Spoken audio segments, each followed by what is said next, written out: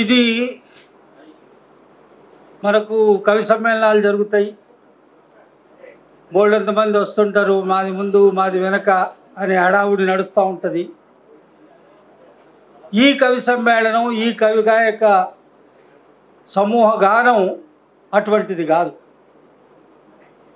ఇది మన ప్రొటెస్ట్ని రికార్డు చేసే, మన ప్రొటెస్ట్ని ఇప్పుడున్న యాంటీ ఫ్యాసిస్ట్ తీరుతెన్నుల మీద, ప్రజాస్వామ్యం మొత్తం కాలరాచి వేసేటువంటి దశలో మనుషుల్ని మనుషులుగా కాక కేవలం అంకెలుగా మారుస్తున్నటువంటి కాలంలో మేము మా ప్రజాస్వామ్యాన్ని కాపాడుకుంటాం.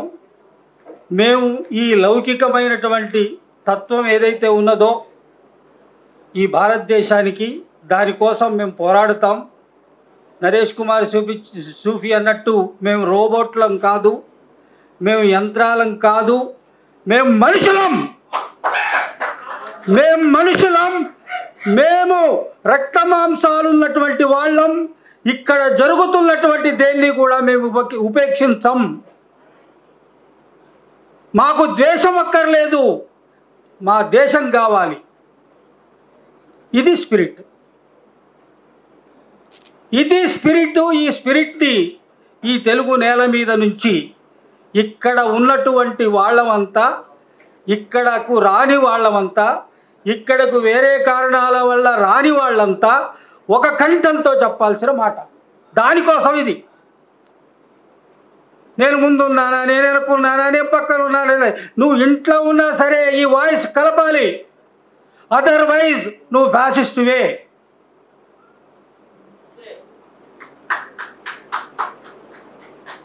నువ్వు ఈ దేశంలో జరుగుతున్నటువంటి ఏదైతే విభజన ఉన్నదో, విభజన చేస్తున్నదో, మనిషిని కాకుండా చూస్తున్నాడో, దాన్ని నువ్వు ఏదో ఒక రకంగా చెప్పకపోతే, నీ వాయిస్ని ఏదో ఒక రకంగా వినిపించకపోతే, నీ అక్షరాన్ని ఏదో ఒక రకంగా దాన్ని ప్రకటించకపోతే నువ్వు అదే అనేటువంటి స్థితిలో ఈ సమూహ గానాన్ని ఇవాళ ఏర్పాటు చేసుకొని పొద్దుటి నుంచి దాన్ని ఆ రకమైనటువంటి అగనితో జరుగుతున్నటువంటి ఇది దేశం కాదు. మాకు దేశం కావాలి. పేర్లరాము ఎక్కడో రాశాడు, మాకు ద్వేషం వద్దు, దేశం కావాలి. ఆ దేశం కోసం మేము ఈ గంగా జమున తహజీబ్, ఈ అలాయ్ బలాయ్ సంస్కృతి, భారతదేశం మా మాతృభూమి, భారతీయులందరూ మా సహోదరులు, మేము ఈ దేశమును ప్రేమించుతున్నాము. సుసంపన్నమైన బహువిధమైన వారసత్వ సంపద మాకు గర్వకారణమని చెప్పుకునేటువంటి మనుషులం. ఆ మనుషులంగా ఇవాళ ఇక్కడ జరుగుతున్న సమూహ గానంలో ప్రతి కవిత కూడా దానిని బలపరిచే విధంగా ఉండేటువంటి కవిత్వమే ఇది. వాళ్ళు పలు రకాలుగా ప్రకటించవచ్చు, పలు రకాలుగా ఆ కవితలో ప్రేమ కూడా కవిత్వమే అన్నాడు కె శ్రీనివాస్. ద్వేషమే కాదు, ప్రేమ కూడా ఏదైతే సున్నితత్వాన్ని మొత్తం హరించేటువంటి స్థితిలో ఆ సున్నితత్వాన్ని స్థిరీకరించే లేకపోతే చూపించేటువంటి ప్రతి కవిత కూడా యాంటీ ఫ్యాసిస్ట్ కవితనే. కొన్ని ప్రశ్నలు నా కవిత కొన్ని ప్రశ్నలు. ఇనుప గోళాల్లోకి ఇముడుతున్న మానవ సమూహాలు, నీళ్ల పొదుగుల్లో దాహం తీరక ఉక్కిరి బిక్కిరవుతున్న దిక్కులేని కాలం, నిరంతరంగా సాగుతున్న పరిణామంలోకి ఇముడుతున్న దృశ్యాలు, విరిగిపోతున్న అనుభవాల సమాహారం. ఇక్కడ మనిషిని తూర్పారబడుతున్నదెవరు? ఈ మనిషి సారంలోంచి విత్తనాల్ని, పొల్లుని వేరు చేస్తూ పొల్లుగానే మిగిల్చే ఈ పెనుగాలు లెక్కడివి?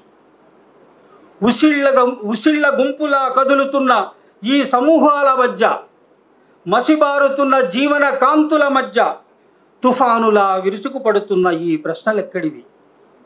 ఇక్కడ కాగితపూల పరిమళాల్ని సృష్టిస్తున్న సృష్టికర్తలెవరు?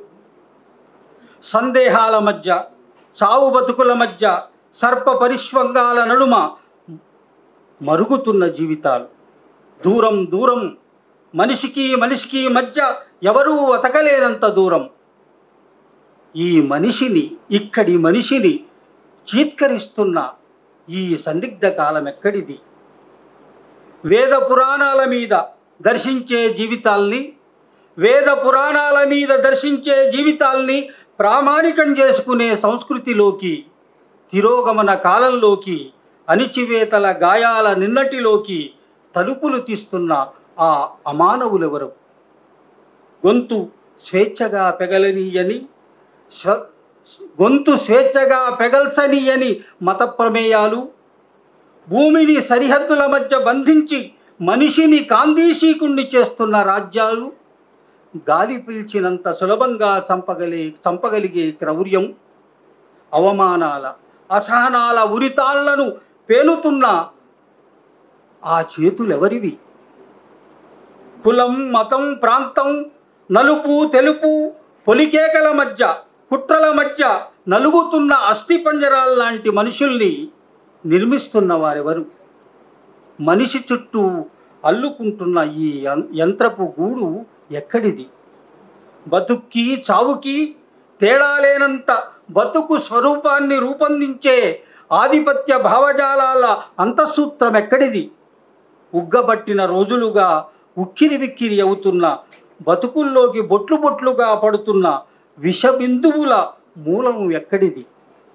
ఈ కాలం భయపెట్టే పెద్ద ప్రశ్న. ఈ కాలం భయపెట్టే ఒక పెద్ద ప్రశ్న. మెలికలు తిరుగుతూ భయపెడుతున్న కొండ చిలువ, భయపెడుతున్న పీడకల. ఇది ప్రశ్నల్లోకే పయనిస్తున్నది. ఇక పరిష్కారం మాత్రమే అసలైన జవాబు. ఇది సమూహగానం. ఈ సమూహగానం మీద ప్రతి కవిత కూడా ప్రొటెస్ట్ యాంటీ ఫ్యాసిజం అని చెబుతూ